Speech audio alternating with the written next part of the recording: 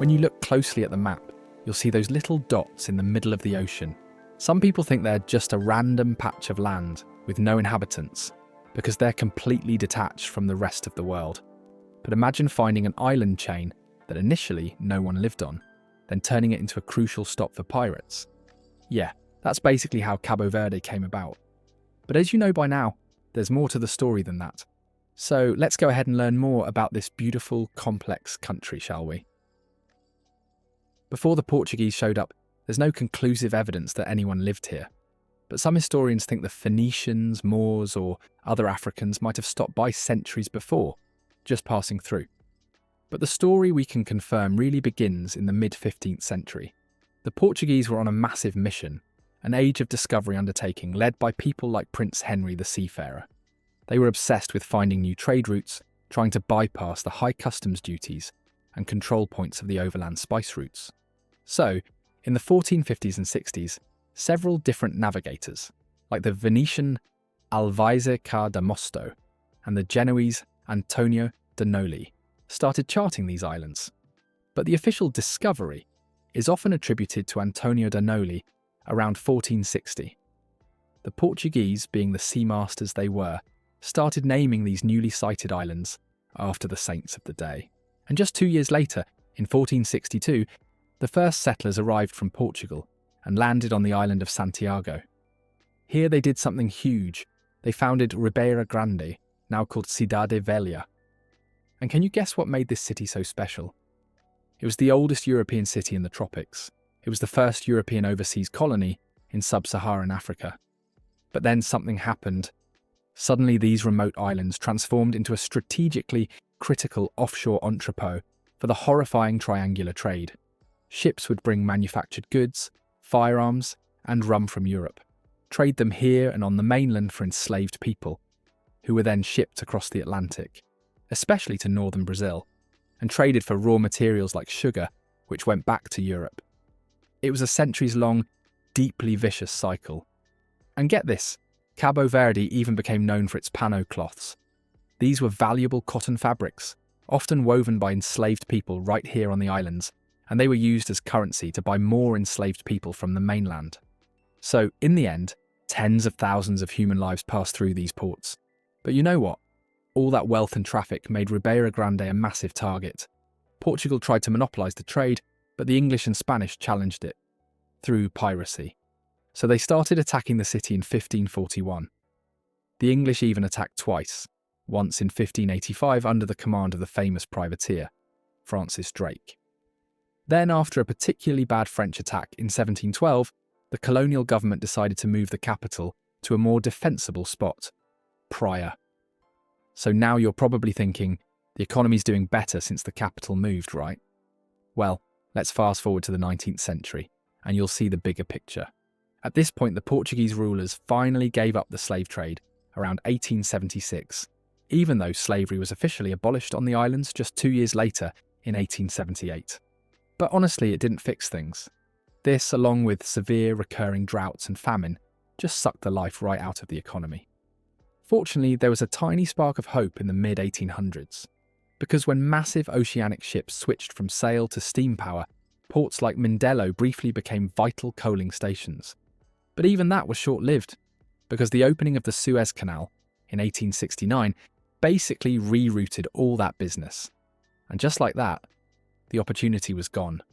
So, faced with the constant threat of starvation and terrible government rule, what would you do? You'll probably leave, right? And that's exactly what the locals of Cabo Verde did.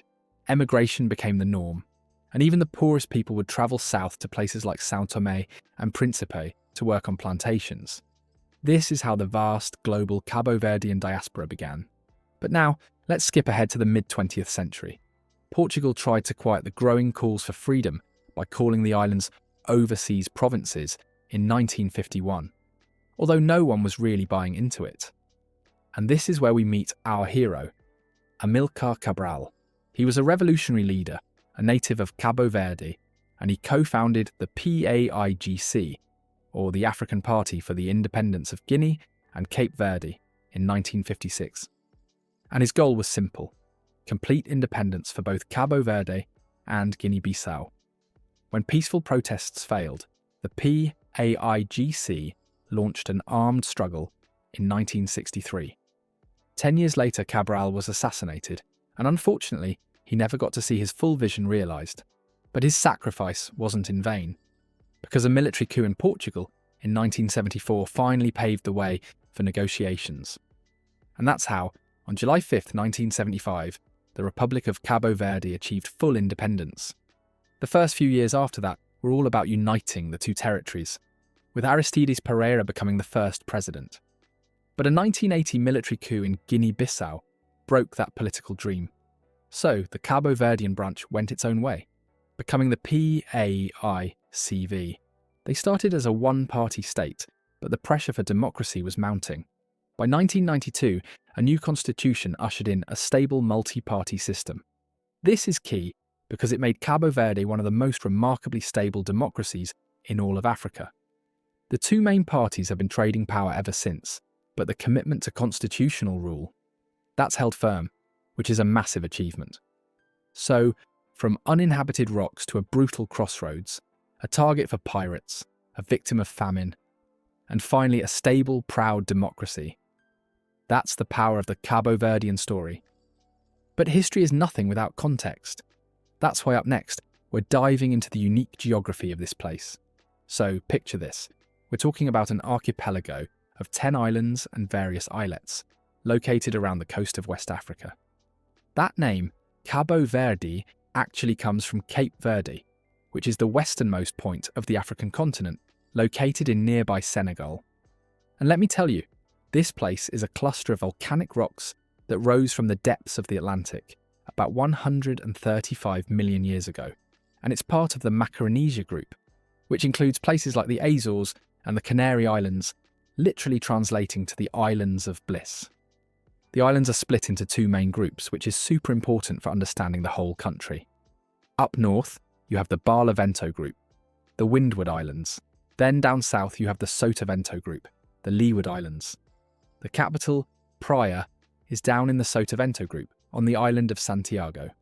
Meanwhile, the largest port, with a deep-water harbour used as a fueling station since the 19th century, is up in the Barlavento group, at Mindelo, on São Vicente. And honestly, the geography here is like a choose-your-own-adventure story, because the islands literally look like two different countries. On the eastern side, in the Barlavento group, you have islands like Sal, Boa Vista, and Maio. These are the flatter, more arid islands, defined by dry, desert-like landscapes and stunning white sandy beaches. And this is like your dream island paradise. But then you look west, especially to the Sotavento group and the western Barlavento Islands, the scene changes dramatically. These are the rugged, mountainous islands, where the ancient volcanic creation story is much more visible.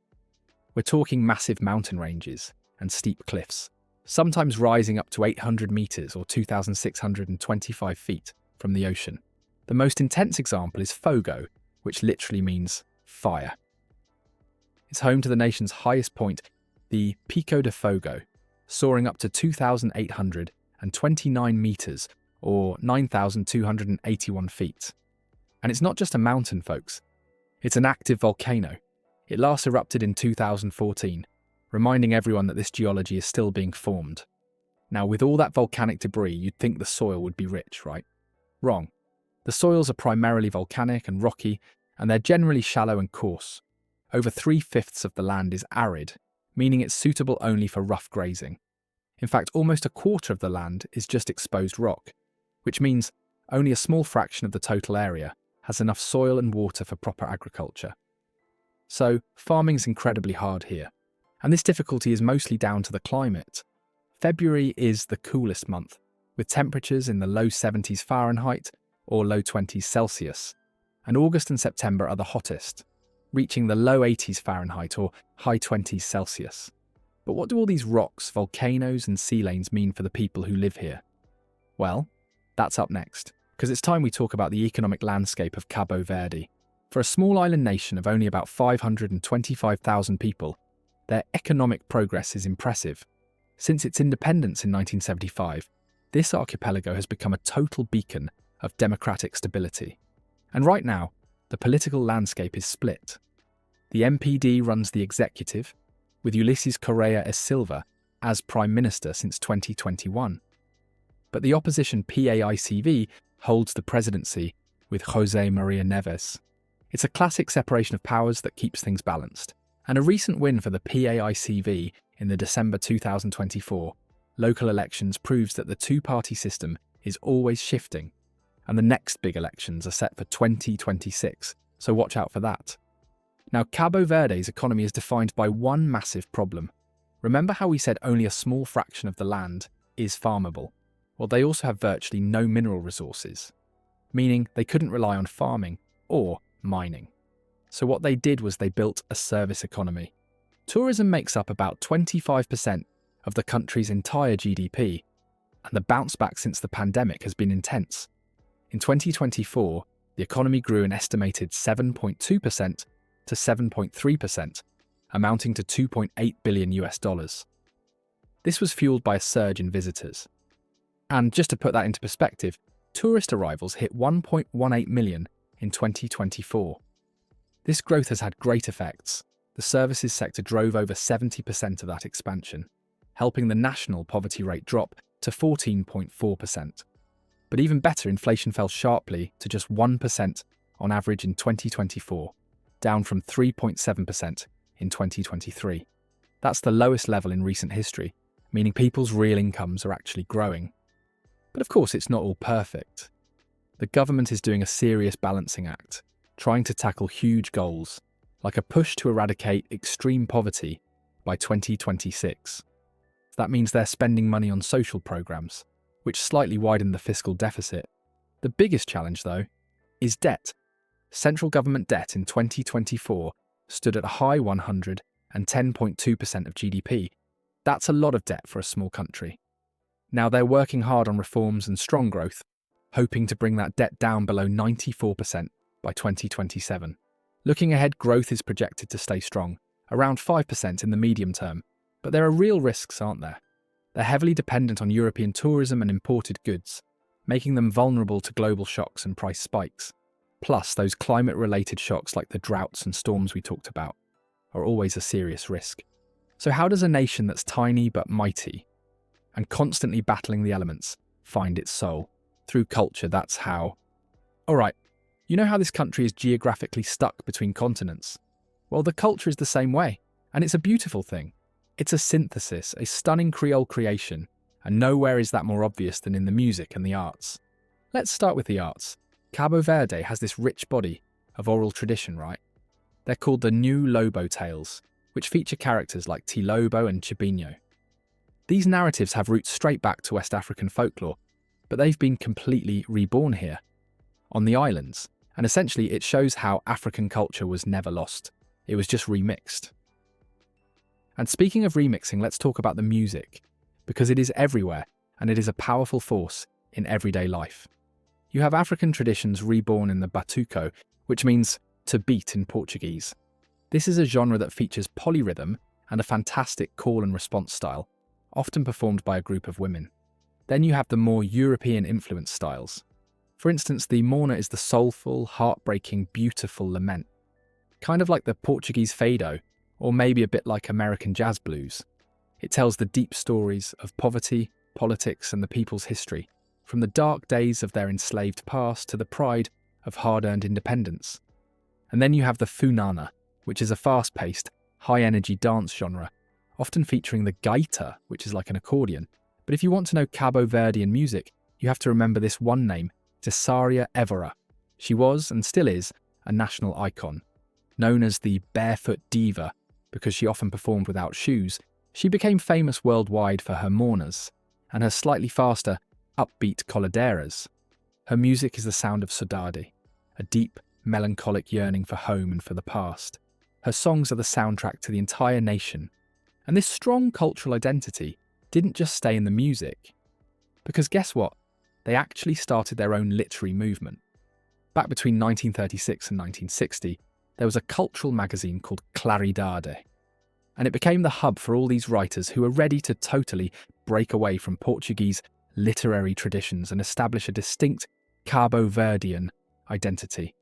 Key figures like Baltazar Lopes da Silva led the charge. Since then, writers have continued that movement, taking the huge step of creating their poetry and novels in their own native language. And that brings us to the core of the cultural identity: language. Officially, the language in Cabo Verde is Portuguese, as per the constitution. But the language spoken in the streets and in homes is Cape Verdean Creole. This is a Creole language that blends Portuguese and various West African languages. So ultimately, Creole is not just a way to communicate, it's a powerful cultural tool that safeguards their unique identity, linking their past to their present. It's what you'll hear in the songs, read in the poetry, and experience every day on the streets. Now, after hearing about the Mourner and the powerful legacy of Cesaria Evora, which Cabo Verdean song are you going to listen to first? Let me know in the comments below. And as always, if you enjoyed this video, you're going to love this next one.